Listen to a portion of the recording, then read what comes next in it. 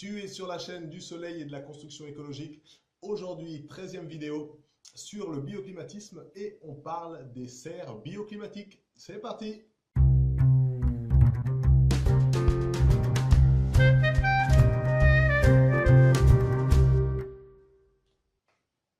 Alors, les serres bioclimatiques ou serres solaires, qu'est-ce que c'est? C'est un volume capteur qui est séparé du logement, mais pas complètement, comme on va le voir dans cette vidéo.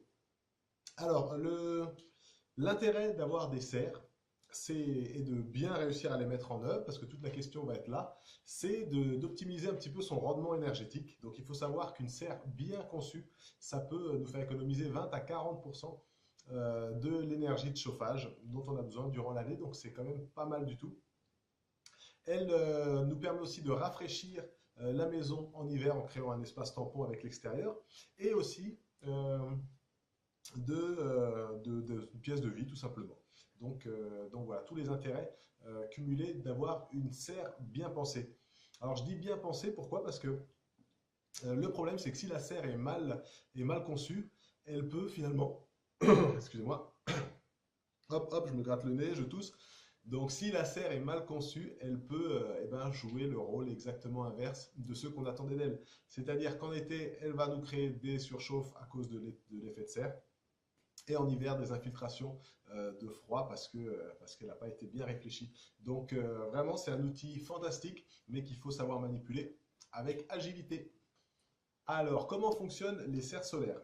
Eh bien, en hiver, elles seront fermées la grande partie du temps. Elles vont fonctionner par captation des rayons solaires, comme on l'a vu déjà souvent dans la série de vidéos. Donc il y aura à l'intérieur des masses inertielles qui vont accumuler cette chaleur et qui vont la rayonner tranquillement durant la nuit. Donc on va profiter de cette énergie par rayonnement durant la nuit, et dans la journée on peut ouvrir aussi un petit peu la serre pour utiliser la convection et puis profiter de la chaleur qui a été accumulée dans la serre. En été, par contre, c'est un petit peu différent. Donc en été, normalement, la serre a été protégée. Donc l'angle du soleil n'étant pas le même, on peut facilement imaginer un auvent ou bien des systèmes de protection pour que le soleil d'été ne frappe pas dans la serre, ou bien utiliser les masques végétaux comme on a parlé dans une des vidéos précédentes. Et donc cette serre sera protégée, elle ne sera pas directement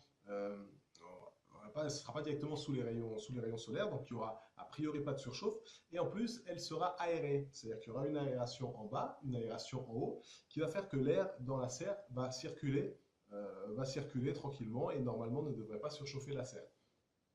L'interface entre la serre et la maison en été, dans la journée, est fermée pour justement se protéger de la chaleur extérieure. Alors là, elle va jouer pleinement son rôle de tampon, puisqu'elle va moduler la température extérieure et elle va la réduire. Donc il n'y aura pas la même amplitude thermique. Il va faire très chaud dehors, moyennement chaud dans la serre et encore moins chaud dans la maison. Techniquement, c'est le but qu'on cherche à atteindre. Et voilà, et en été, durant la nuit, la serre va continuer d'être ouverte, mais on va aussi ouvrir la maison. Donc du coup, toute la chaleur accumulée dans la maison durant la nuit va pouvoir aussi, durant la journée, va pouvoir s'évacuer doucement. On va faire un recyclage de l'air intérieur qui va en même temps être rafraîchi grâce à ce système. Il faudra veiller à une chose aussi avec les serres, c'est de ne pas trop les surcharger, surtout en hiver. Parce que si elles sont surchargées de choses, de mobilier, de plantes ou autre chose, eh bien les rayonnements du soleil vont être bloqués. Et nous, vraiment, ce qu'on cherche avec la serre, c'est de capter un maximum de ces rayons solaires pour profiter des qualités inertielles des matériaux qu'on a utilisés à l'intérieur. Donc voilà, ne pas trop mettre de choses à l'intérieur de sa serre en hiver. En été, par contre, ben, on peut. Normalement, le soleil ne devrait pas frapper de manière directe, mais du coup, il n'y a pas de problème à avoir des plantes à l'intérieur. Il faut aussi savoir que les plantes ou un cours d'eau, parce que la serre, voilà, n'a pas de taille définie, donc on peut imaginer avoir une petite fontaine, par exemple.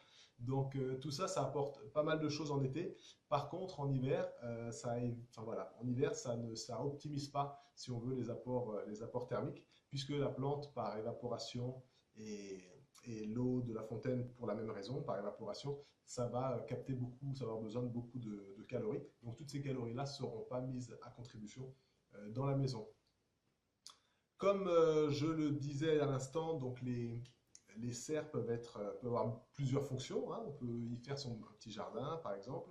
On peut l'utiliser comme pièce de bureau, comme pièce, une extension du salon, ou différentes choses. Et c'est ce qui fait la différence entre les serres et les murs capteurs, par exemple.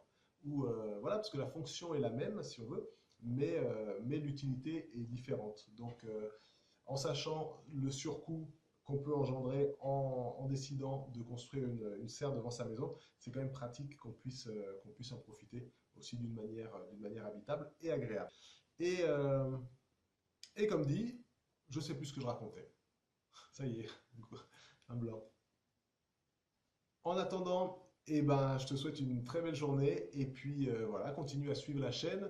Va faire un tour sur le blog si tu ne l'as pas encore fait. Donc le blog c'est faisonslemur.com, faisons-le-mur.com et voilà, je serai ravi de t'y retrouver. Laisse un petit commentaire si la vidéo t'a plu, partage-la à tes amis qui sont potentiellement intéressés et puis voilà, on se dit à très bientôt pour la prochaine vidéo.